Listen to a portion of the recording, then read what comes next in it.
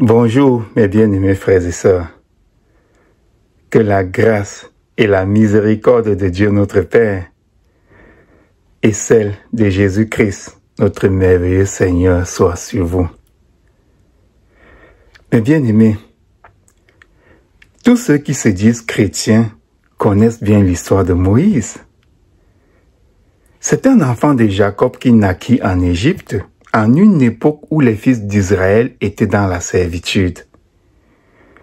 Son père s'appelait Amram, sa mère se nommait Jochebed, et tous deux descendaient de la tribu de Lévi, troisième garçon de Jacob. Les Israélites entraient en Égypte en une époque favorable, une époque où Joseph, leur frère, gouvernait la terre des pharaons, se mirent à se multiplier et prospérer d'une façon inquiétante.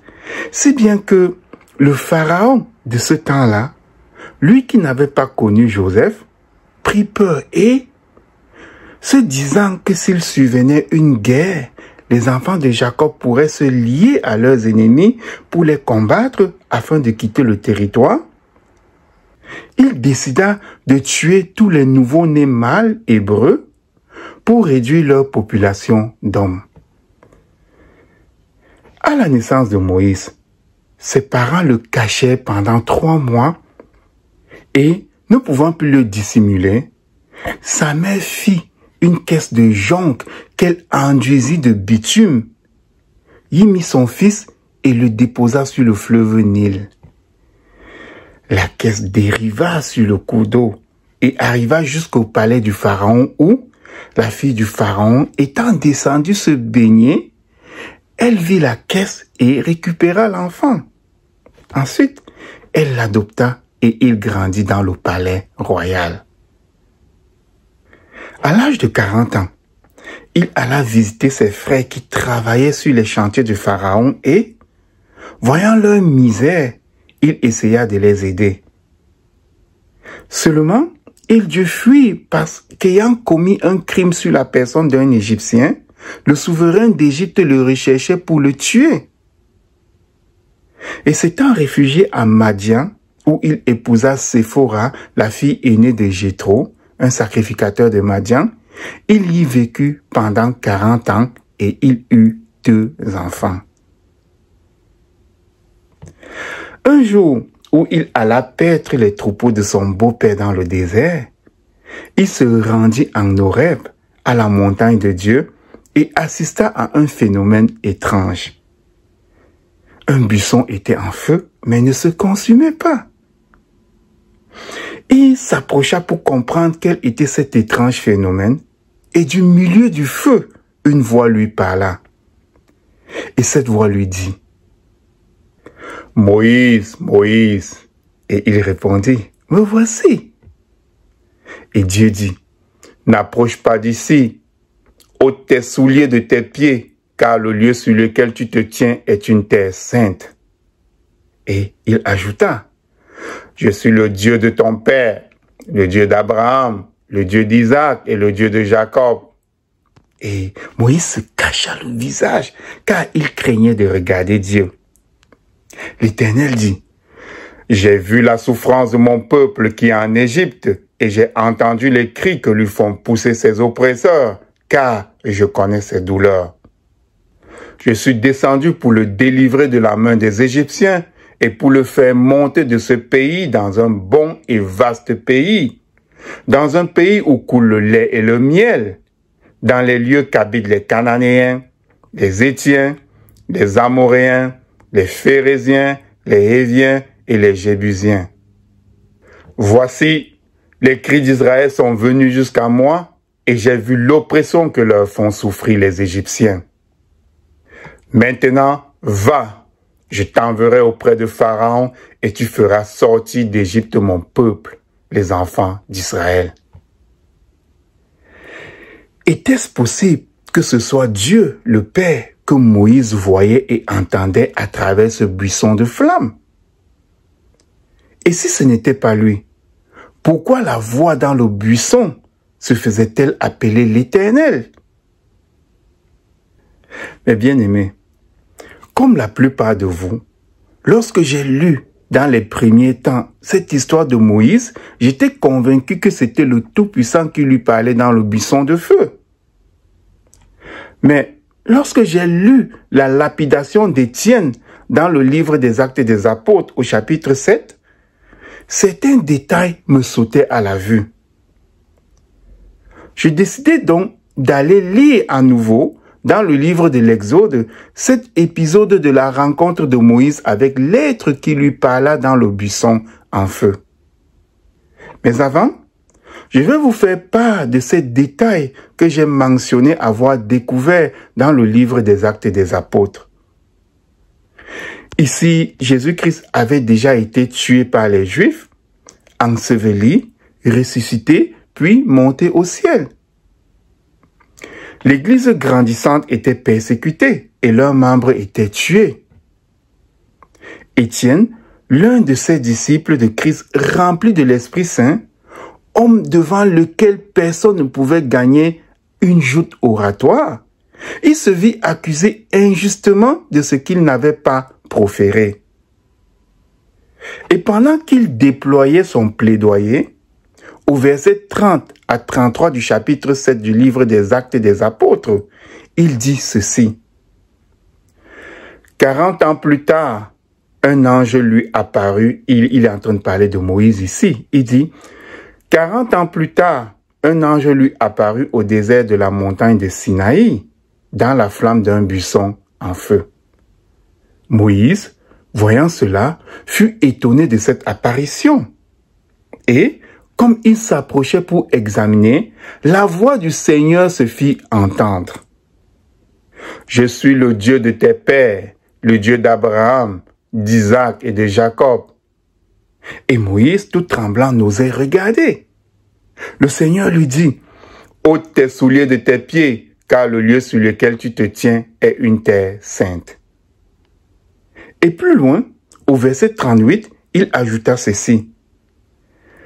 C'est lui qui, lors de l'assemblée au désert, étant avec l'ange qui lui parlait sur la montagne de Sinaï et avec nos pères, reçut des oracles vivants pour nous les donner.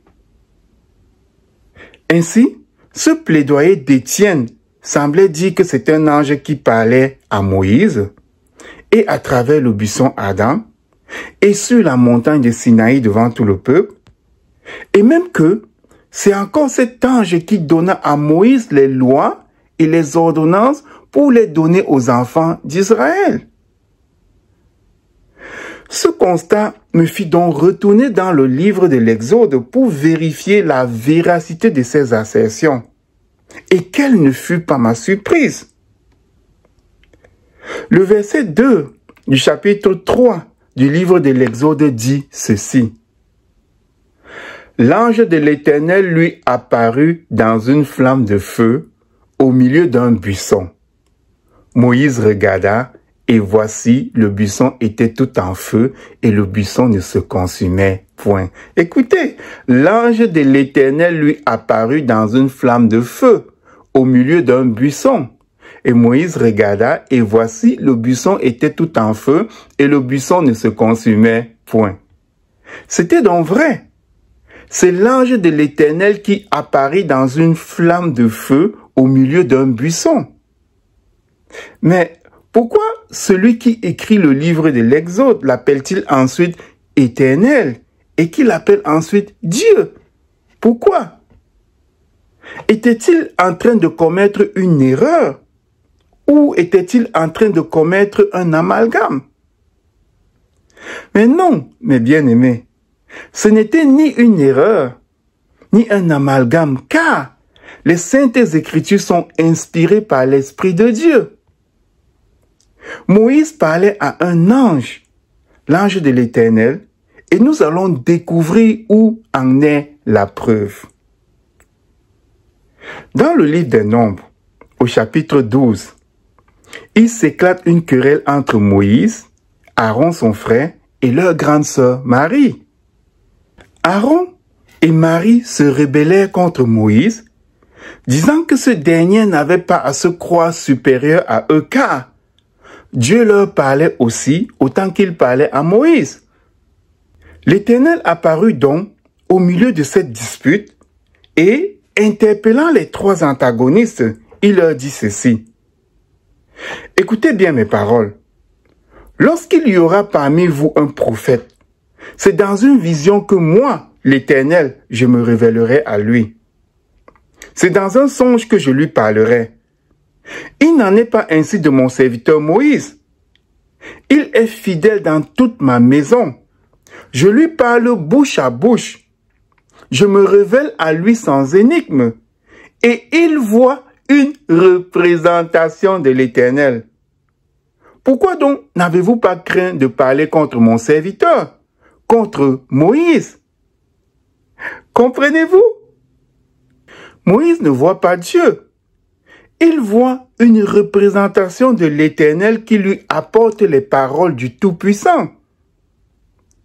Ce n'était donc pas Dieu, le Père, qui parlait à Moïse, et dans le buisson Adam, et sur le mont Sinaï, et aussi plus tard lorsqu'il lui donnait les tablettes de la loi. C'était une représentation de l'Éternel qui lui apportait les paroles de Dieu.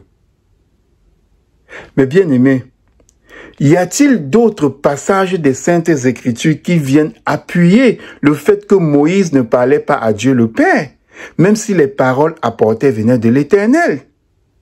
Y a-t-il d'autres passages qui supportent cela? Oui, mes bien-aimés frères et sœurs. D'abord, dans le livre de l'Exode, au chapitre 20, les versets 4 et 5, lorsque Dieu donne ses commandements aux enfants d'Israël, il dit ceci.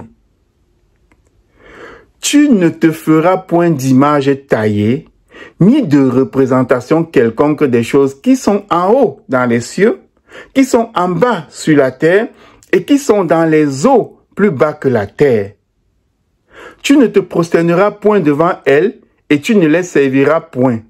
Car moi, l'Éternel, ton Dieu, je suis un Dieu jaloux qui punit l'iniquité des pères sur les enfants jusqu'à la 3e et la 4e génération de ceux qui me haïssent. » Nous voyons donc que si l'Éternel interdit aux enfants de Jacob de se faire une représentation quelconque des choses qui sont en haut dans les cieux, ni ceux qui sont sur la terre, et encore moins ceux qui sont dans les eaux plus bas que la terre pour l'associer, il serait absurde qu'il se présente lui-même à eux sous la forme d'une chose qui existe sur la terre. Ensuite, dans l'évangile de Jean, au chapitre 1, le verset 18, il est dit ceci. « Personne n'a jamais vu Dieu. Le Fils unique qui est dans le sein du Père est celui qui l'a fait connaître. » Écoutez bien. Personne n'a jamais vu Dieu. Le Fils unique qui est dans le sein du Père est celui qui l'a fait connaître. Dites-moi, mes frères bien-aimés, ça vous renvoie à quel passage de la Bible cette affirmation de l'apôtre Jean? Eh bien, cela nous ramène au livre de l'Exode, au chapitre 3, les versets 13 et 14, là où Dieu est révélé aux enfants d'Israël. Voici ce qu'on peut y voir. Moïse dit à Dieu, « J'irai donc vers les enfants d'Israël et je leur dirai, « Le Dieu de vos pères m'envoie vers vous. Mais s'ils me demandent quel est son nom, que leur répondrai-je » Dieu dit à Moïse, « Je suis celui qui suis. » Et il ajouta, « C'est ainsi que tu répondras aux enfants d'Israël. Celui qui s'appelle « Je suis » m'a envoyé vers vous. » Voyez-vous? Ici, la représentation de Dieu, qui est aussi l'ange de l'Éternel, fait connaître à Moïse qui est l'Éternel. Il lui dit comment s'appelle le Dieu d'Israël. Ainsi, si personne n'a jamais vu Dieu, et que c'est le Fils de Dieu, savoir Jésus-Christ, qui fait connaître Dieu, alors l'ange de l'Éternel qui fait connaître à Moïse qui est Dieu est tout simplement notre Seigneur Jésus-Christ. Oui, mes bien-aimés, Notre Seigneur Jésus-Christ est l'ange de l'Éternel qu'on peut voir partout dans l'Ancien Testament. Il est la représentation de Dieu que Moïse, que Abraham, que Gédéon et que les parents de Samson, etc., voient à un moment donné de leur existence. D'ailleurs, l'Épître aux Colossiens, au chapitre 1, le verset 15 dit ceci. « Il est l'image du Dieu invisible, le premier-né de toute la création. » Et lorsque, dans l'évangile de Jean, au chapitre 8, le verset 58, Jésus-Christ dit « En vérité, je vous le dis, avant qu'Abraham fût, je suis. » Il espère que les Juifs comprennent que c'était lui qui parlait dans le buisson Adam. Mais ceux-ci n'y comprennent rien et cherchent à le lapider. Mais bien aimés, les enfants de Jacob savent qu'on ne peut pas voir Dieu, le Père, et survivre. Comment le sait-on? Eh bien, dans le livre d'Ésaïe, au chapitre 6, le prophète se trouve en présence d'un être qu'il pense être l'Éternel. Alors il s'écrie, « Malheur à moi, je suis perdu, car je suis un homme dont les lèvres sont impures.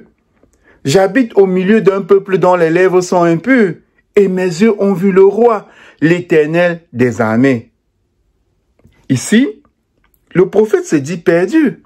Il pense qu'il va mourir parce qu'il a vu l'Éternel. Dans le livre des Juges aussi, au chapitre 6, les versets 20 à 23, il est dit ceci.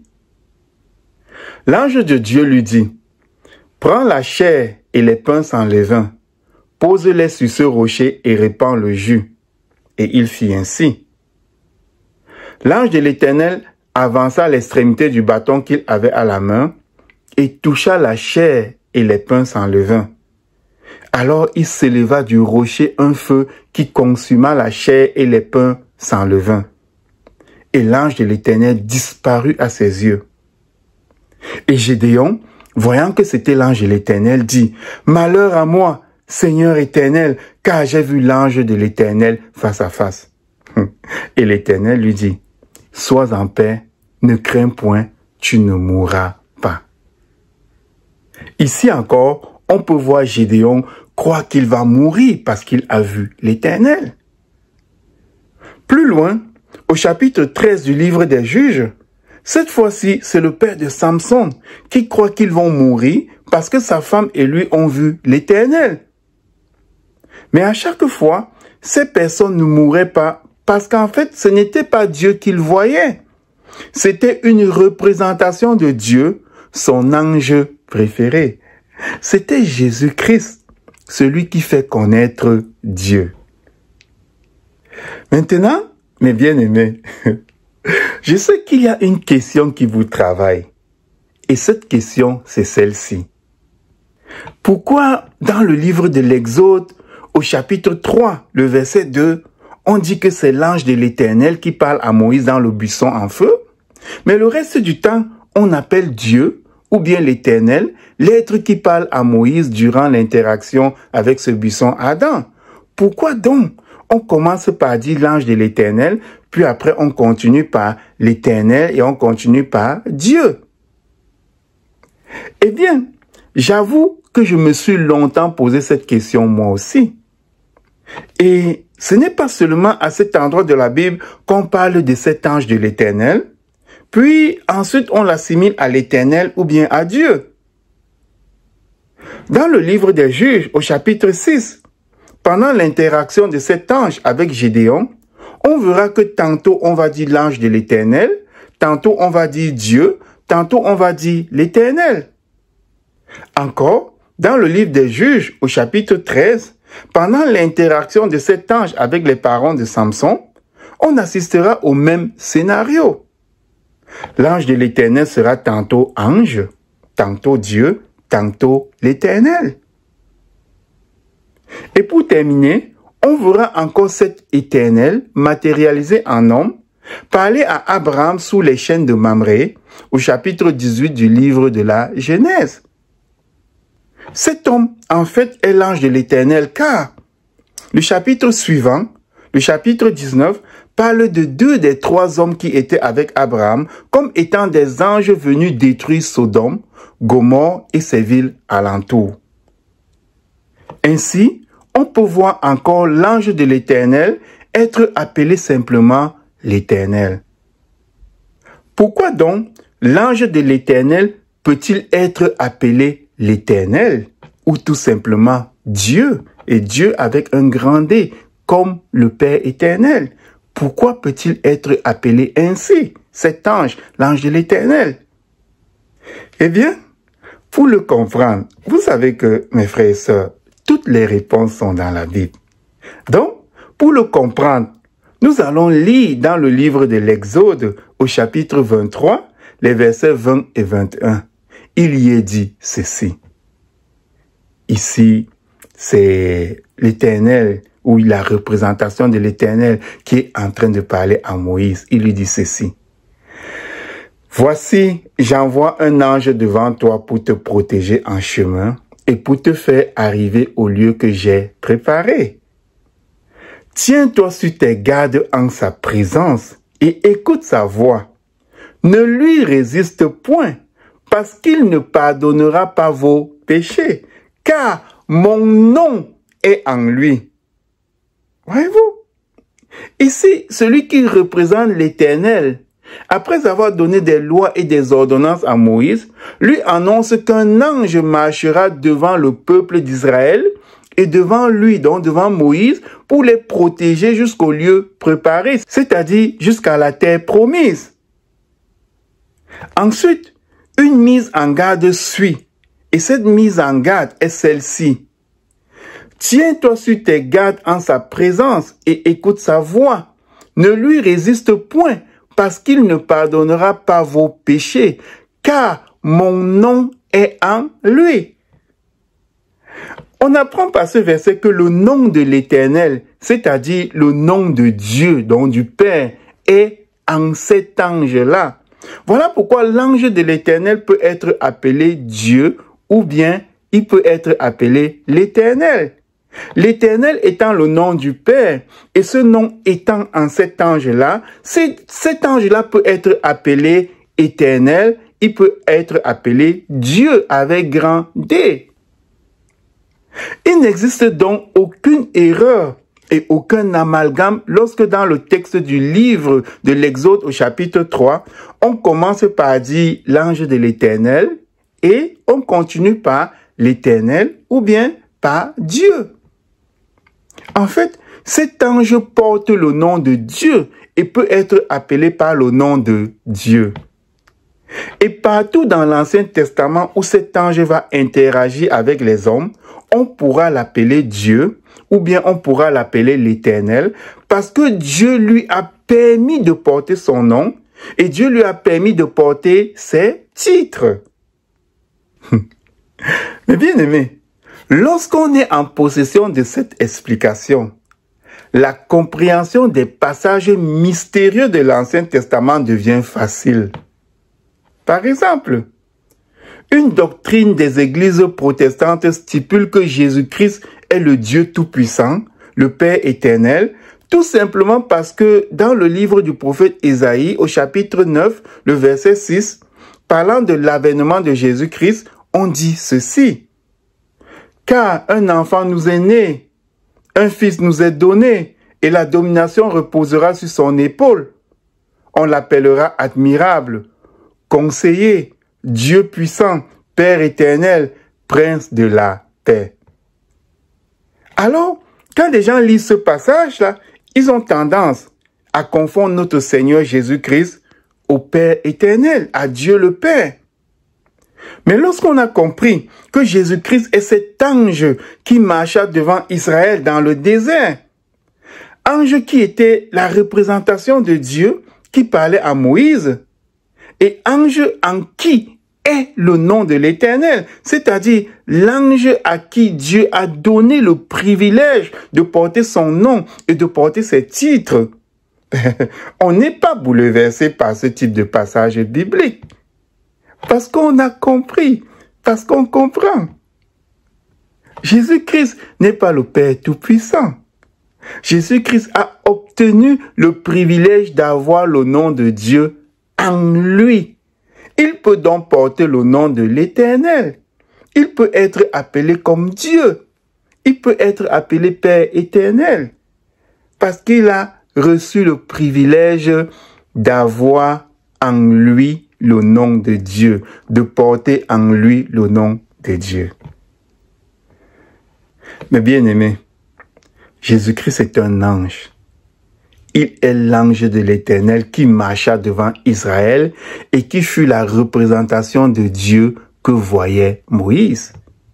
D'ailleurs, la lettre aux Colossiens, au chapitre 1, le verset 15, dit que Jésus-Christ est l'image du Dieu invisible, le premier-né de la création. Oui, mes frères et sœurs, Christ est créé en premier, puis tout est ensuite créé en lui, par lui et pour lui, comme le dit la lettre aux Colossiens, le chapitre 1, le verset 16. Jésus-Christ a un commencement dans les temps lointains. Voilà pourquoi Dieu, dans la lettre aux Hébreux, au chapitre 1, le verset 5 lui dit, « Tu es mon fils, je t'ai engendré aujourd'hui. » Notez que si Christ est engendré aujourd'hui, il n'était pas présent hier. D'ailleurs, dans le livre de l'Apocalypse, au chapitre 3, le verset 14, lui-même Jésus-Christ le dit. Je suis le commencement de la création de Dieu. Il est le commencement de la création de Dieu. Donc, avant la création de Dieu, il n'était pas. Oui, mes bien-aimés frères et sœurs, Jésus-Christ est un ange.